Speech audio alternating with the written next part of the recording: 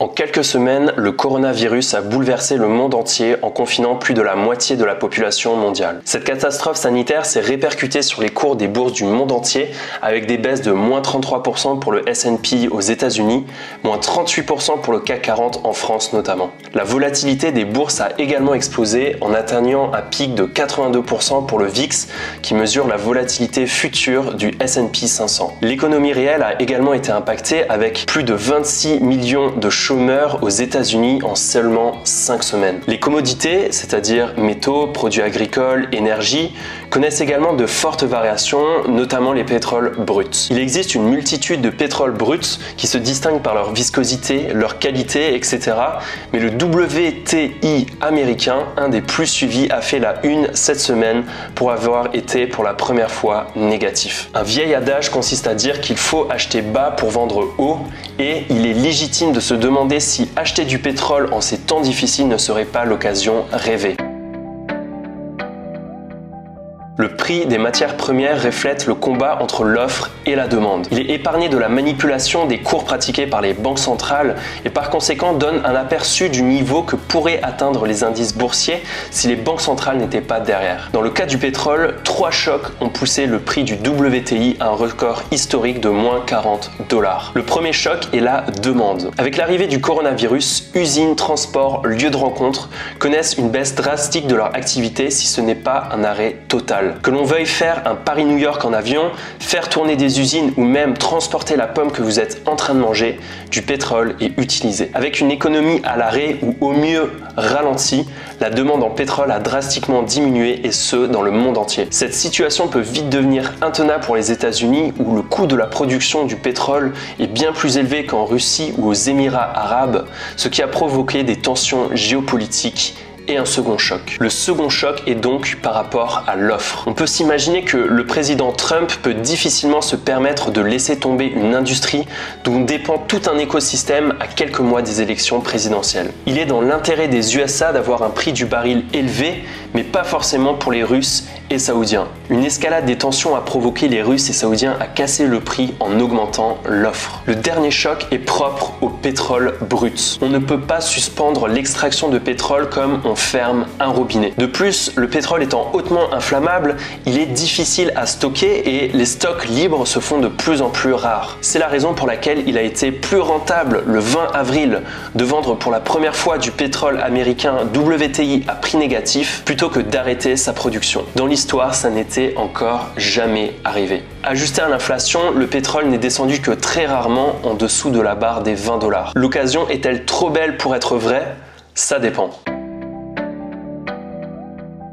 Il existe plusieurs techniques pour acheter du pétrole et dans cette vidéo, on va en voir 3. La première technique est la technique des pros, c'est-à-dire acheter du pétrole physique. Cependant, stocker une commodité comporte plusieurs contraintes. Il faut notamment transporter le pétrole, le stocker, l'assurer, prendre des précautions nécessaires puisqu'il est hautement inflammable, autant d'éléments qui viennent ajouter des coûts à son prix de base. Un investisseur pouvant stocker du pétrole aurait pu se faire 40 $ par baril pour acheter le WTI le 20 avril. La seconde technique, celle des traders, consiste à acheter du pétrole papier. Les traders ne manquent pas de stratagèmes pour spéculer. L'un d'entre eux consiste à acheter des futurs, produits financiers dans lesquels on s'engage à acheter du pétrole physique à un prix défini et à une date définie. Bien entendu, les traders n'ont pas pour intention de se faire livrer la commodité et vendront leur contrat quelques jours avant l'expiration pour acheter de nouveaux contrats futurs et ainsi prolonger leur exposition sur la commodité. Mais cette stratégie peut présenter plusieurs inconvénients. Le pétrole est actuellement dans un marché que l'on appelle contango. En 2 mots, cela veut dire que le prix du pétrole est plus cher demain qu'aujourd'hui. En effet, stocker du pétrole n'est pas gratuit. Il faut payer le stockage, l'assurance, le transport. Il faut financer le pétrole. Et l'écart entre le prix futur et le prix réel représente l'ensemble de ces coûts. Dans un marché contango, les prix futurs baissent petit à petit jusqu'à converger au prix réel à l'expiration. On va prendre un exemple. Imaginons que le prix réel du pétrole est aujourd'hui à 10 $ et que le prix du pétrole dans un an est à 30 $. Dans cet exemple, le prix du pétrole est de 10 $ et le marché considère que les coûts associés à stocker du pétrole pendant un an sont de 20 $, d'où le prix de 30 $. On va étudier 4 situations différentes au bout d'un an. Dans la première situation, on considère que le prix réel du pétrole baisse à 5 $. Dans ce cas-là, le trader va vendre son contrat acheté 30 $ à 5 $ et va perdre 25 $ par baril. Dans la seconde situation, on considère que le prix du pétrole stagne, il ne bouge pas et que le trader va vendre son contrat acheté 30 $ à 10 $ et va perdre la différence, 20 $ par baril. Dans la troisième situation, le pétrole augmente, mais seulement jusqu'à 20 $. Le trader vend donc son contrat acheté 30 $ à 20 $ et perd la différence de 10 $ par baril. Enfin, dans la quatrième situation, le prix du pétrole augmente à 60 $. Le trader vend donc son contrat acheté 30 $ à 60 $ et gagne 30 $. Pour sortir gagnant de ce trade, il faut que le prix du pétrole soit supérieur au prix du contrat au bout d'un an. Donc avec un prix réel de 10 $ et un prix futur de 30 $, il faut des performances de plus de 200% pour gagner de l'argent dans ce trade. On va rajouter 2 précisions. En règle générale, les contrats se vendent par bloc de 1000. Donc tous les chiffres qu'on a vus juste avant sont à multiplier par 1000 également. Et pour la plupart des brokers, il n'est pas nécessaire d'avoir la totalité des 30 000 € qu'il faudrait payer pour se faire délivrer la marchandise, puisqu'il s'agit de contrats futurs et qu'on paye dans le futur. Cependant, avec seulement 10% de marge, une baisse de moins 10% entraînerait un appel de marge. Et un appel de marge, c'est lorsque le broker donne 2 solutions au trader.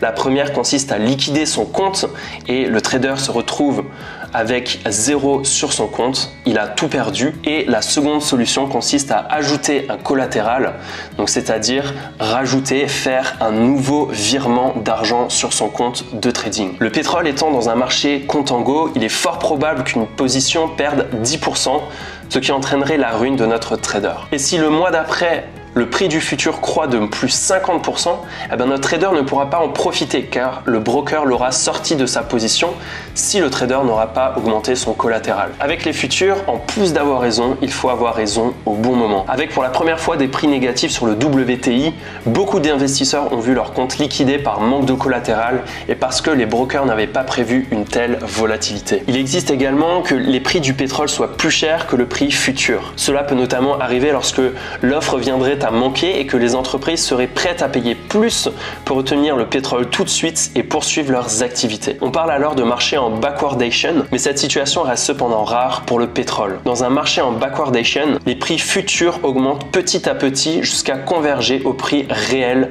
à l'expiration. Il existe cependant des stratégies plus sophistiquées que j'énoncerai à la fin de cette vidéo pour pallier aux limitations des futurs. La troisième technique, c'est la technique des amateurs, c'est d'investir dans des ETF qui répliquent le prix du pétrole. Alors même si dans certains cas, investir dans des ETF peut être une très bonne décision, pour ce qui est du pétrole, c'est, je pense, un très mauvais choix. Donc tout d'abord, qu'est-ce qu'un ETF? Un ETF, c'est un produit financier qui réplique de façon passive les performances d'un indice.